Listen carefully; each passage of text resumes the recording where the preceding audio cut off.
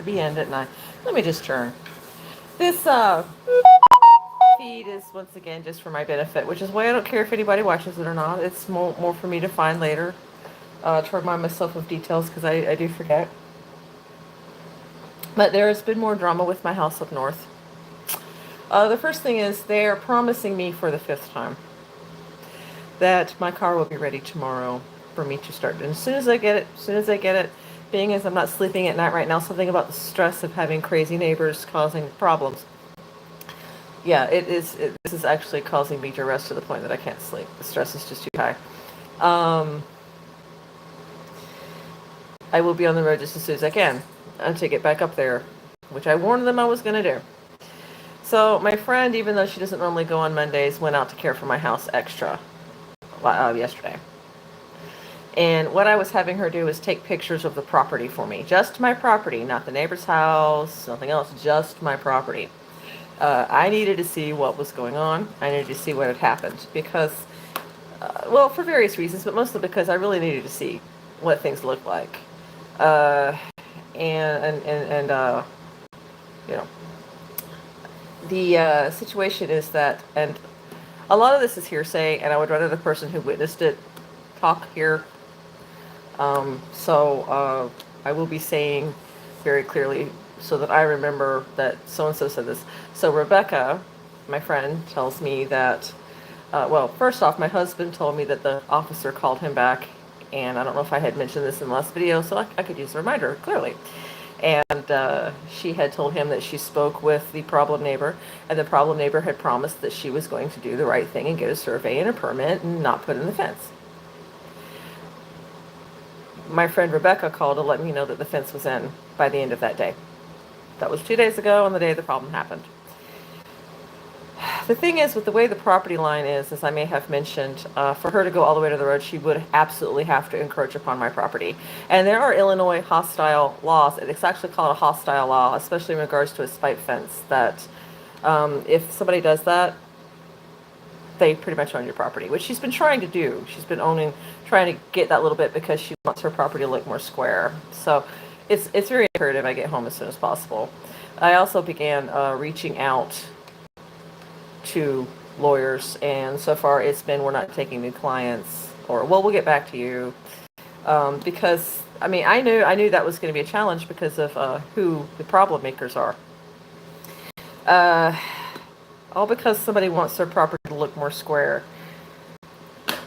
Look, if you want your property to be square, don't buy land in a cul-de-sac. Stupid bitch. I mean, you know, and I don't mean just that one person. I mean anybody who's going to buy a pie-shaped piece of land and then start crazily acting like nuts because they want their property to be a different shape. They have something going on up here that's not right. And it might just be just pure selfishness. It might just be they're addled. I have no idea what's going on in her mind. I just know that this is being very problematic for me in a very unfair way. And yeah, my friend even didn't miss the irony that here I am, a Native American, once again fighting for my land. You know, it's like, lady, just be happy with what you bought. But if you take even an inch or a foot and claim it as yours, oh, you've won. But my mortgage doesn't change. I still have to pay the same amount on the mortgage. So, this Illinois law allowing this is very unjust. And I can see why people are leaving Illinois in droves, honestly. I would write my representative, but my representative is my former neighbor. And he's friends with, you know, I mean, he might do the fair thing, but I had approached him once before about the fact that our house was constantly being broken into and he didn't care. So, you know, but anyway, so the fence is up. And then Rebecca proceeded to tell me that when the officer went out there, they were all on a first name basis, the officer and the women. And, you know, she had the typical complaints when it comes to catty women like that, you know, not letting her talk. She finally had to get the cop aside to say her piece. And But they were on a first name basis, which that's the town that my house is in, you know. And, you know, these are people who, you know, they have power and they flaunt it clearly, especially on someone whose chips are down. Heaven forbid that you just do the moral thing while also going to church faithfully every Saturday, Sunday. Of course, I don't know if they still do that either. So, all right. So I sent my friend to take photos of my yard. And it's a good thing I got to see some actual photos of the yard.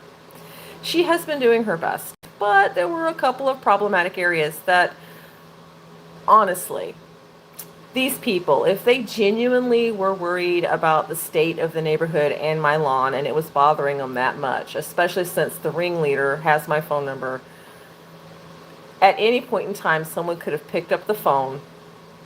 They could, you know, and had a nice civil chat with me instead of that crazy high school bullish, insane nightmare of the other day. And I would have stepped up to do something about it. Now, that being said, the lawn is mowed. It is mowed. But there are bushes. There's a bush by the driveway that there has been this vine that's been taking over that bush for years, and I have tried to chop it, and to no avail. The thing is just out of control, and around my mailbox it got out of control.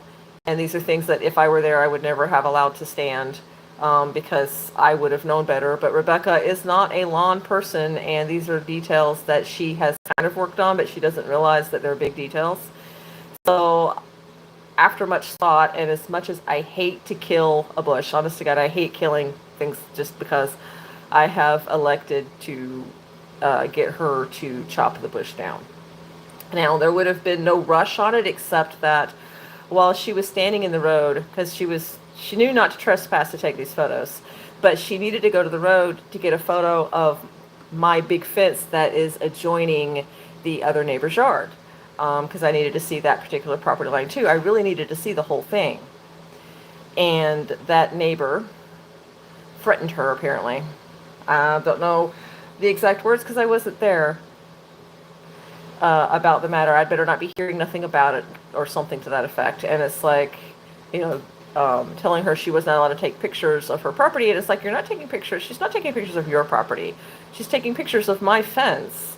And people who have to be away from the home, and they have this situation, this is common procedure to get photos taken so you can see what's going on and or document that work's being done. That photo did reveal to me that it's clear they are very mistaken on this 10-foot easement that I have told them is not there, that they are not listening to me about because they think I'm a moron. So, you know what they say about when you assume. She's not mowing all the way up to the line. And that's not on me. So I'm not going to worry about it. I have tried to tell them multiple times now over the past year that there is no easement.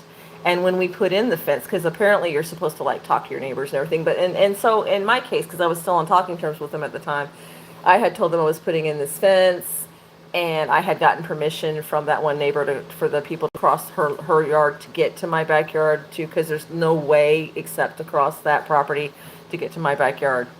So we had worked out a deal, and so I had told them what was going on, and so on that I'm in the clear. But really threatening my friend for me getting pictures just so I can see what's going on, seriously? And there was another thing. She's been collecting up dead logs from the tree and placing them, she said, neatly in the front yard. And I told her, I was like, no. I never put those things in the front yard. They always go in the backyard. I've actually got a burn area. It's supposed to be like, it used to have like a little grill so we could sit out there and do hot dogs and stuff. All that's gone now. So yeah, it's like, no, I have a burn area. I know I'm going to be probably burning a lot during the burn hours, which is like 9 to 5, because heaven forbid you have a family. The culture up there is a little antisocial in my, from my point of view, from my having bonfires and hanging out and laughing point of view. Of course, I wouldn't do a bonfire in the neighborhood. I'm just saying it's definitely a different culture. I'm very antisocial. So These two things are going to be corrected. And I told her, since the neighbor got upset, that because of that, the bush by the problem bush needs to be completely chopped down to the ground before I get back, which if my car is ready tomorrow, I'll be on the road tomorrow night, hopefully, with what little money I have left, because we are scrapping. Because, my husband had lost his job and his first paycheck was last Friday and it wasn't a full check. So, and I wasn't able to pay certain bills. It's just really stressful. This whole affair is stressful. So there were things that could use improvement, but overall the place is mowed. The hedges, there are hedges around my house that were supposed to be shaped, and it is not uncommon for people who get shaped hedges to just let them become regular hedges. And that's what if I get there and I decide they don't look bad, that's what's going to happen, because trimming the ones in the very front, honest to God, if I had the money, I would probably have them removed because they're too big and they get wasps in them, and that's a problem. But it is what it is. I tried to get my Rebecca to show her how to find the property line where the giant dead tree by the house is, so that we can verify exactly what I need to do, and that was not possible. So that's probably going to be the first thing I do, but I'm going to be doing it during hours that I feel everybody's at work. Because I currently have a policy that if they come to my door seeking information and digging the way they have done so many times in the past, I will not be answering the door. The only person, unless they consent to be video filmed. And since Illinois is one of those states where you got to get consent in certain situations, like private homes and stuff, I might put a permanent sign by my door. By speaking to me, you consent to be filmed, I guess. If a public area like a laundromat, you're allowed to film, but I have no desire to speak to these people. I have been nice, and they dig for information, and then I get this problem. And the only person besides here, which nobody's watched, I told that we were seeking a lawyer, was the officer. And yet, somehow, through some words slipped up in the past couple of days from the angry neighbor, I am under the impression that they know. Now, who told them? So, all right. So if you are a lawyer and you're willing to take this pro bono and you want to stand up against people who use their positions or affiliations in government to bully people and basically abuse power, even on a level such as mine, which is not a huge level, I am willing to help you to give you my case. It's not a big case. To be honest, I would prefer the more peaceful way out. But at this point, I don't think there is a peaceful way out, considering the history of the troubles that I have passive-aggressively had to deal with in this house. Interestingly, when it comes to this house, something like 7 families have come through this house. 7. Since the wife passed away, and people don't stay in the house. And it is haunted. It's bona fide haunted, or it was. I was raised around that kind of stuff, so I know what to do, and there are things you do to put things to spirit. You don't force them into the light. That's cruel. I'm sorry, but that's cruel. But whenever a spirit comes to peace, they do go away. And so I did things according to my culture and upbringing, and I have not had ghostly problems in years. And this is outside of the person who was camping out in my attic, because we have had that problem as well, and nobody would listen, of course, but that's the way that works. You can just tell the difference between the two. I don't know. We were catching orbs in our security cameras that was in the kitchen. Huge orbs just would swim through. So no, but we haven't had problems like that in a very long time. So I'm not worried about that. But that's pretty sad that the girl trying to help me. Oh, and another beautiful thing. I mentioned last video how it was just a weird coincidence that we would get a lawn person and then somebody would have a chat, or they just, And then I keep losing lawn people and keep losing lawn people and keep losing lawn people. And, for various reasons. Well, the crazy neighbor tried to convince my friend Rebecca to stop caring for my lawn on Saturday. We do not miss this fact. To be quite honest, I wasn't sure who was saying anything to the people I kept trying to hire, but I always felt like it was from that particular side of the street, shall we say. And now to have it actually happen. I mean, you're complaining about my yard, complaining about the quote-unquote ugly, but in the same token, you won't let me hire anyone or let me keep anyone to make it acceptable to you. And then, you can't have it both ways. So after my friend calls me upset that she had basically been talked to like that, and so I instructed her, look, you had an administrative position in the Army. I used to be a purchasing secretary, and I have held a couple of other professional positions. We both know what to do. Go to the police and get them to write you a report. Say you're not going to make no issue of it, but you do need it documented that this happened. And if nothing comes of it, great. But if something comes of it, you've got this documentation of the hostility. So that nobody can point directly fingers at you and say, oh, you horrible monster, because you have it documented. No, that you are not the aggressor. I mean, that's the whole point of that documentation. You don't need to do anything with it. It's just there in case you need it. So she went and got the report. Because at this point, we will not be sneezing around these people without documenting in some way or another. We will not. It's clear that we need an attorney who is not from the area, not attached to the area, doesn't know anybody in our area, who is not personal friends with our representative, willing to help stop the problem, especially the part of making that woman, if the fence is indeed on my land, even by an inch, remove her stupid fence. It's not her property. I also reached out to the internet company that the neighbor had given them permission to dig in my yard and put in cables, and told them that those cables had been put in without my permission, and something needed to be done. And they're talking about right of way, and they're trying to cover their butts. And if, and honest to God, if I were mega rich, there would be a cable company with a lawyer backing me up, forcing them to remove their stupid cables out of my lawn, because I didn't want the stuff there.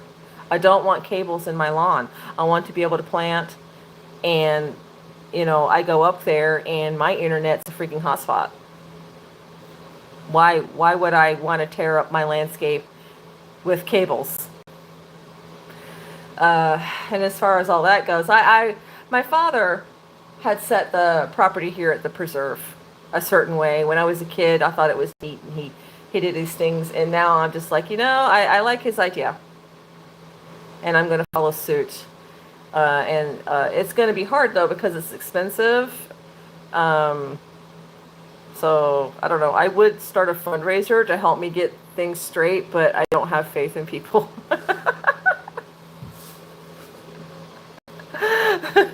There's just too much going on. So let's hope that my car is finally out of the shop tomorrow, and that I can finally get up north. Because, I also have to take a trip over to Arizona. I have a recording thing I've got to do with someone, and I've got to be out there for a couple of weeks. And so I should have already actually been up north, home for a while, so I could be home before going to Arizona. That's what I wanted to do. This is just a little frustrating. I've missed work, and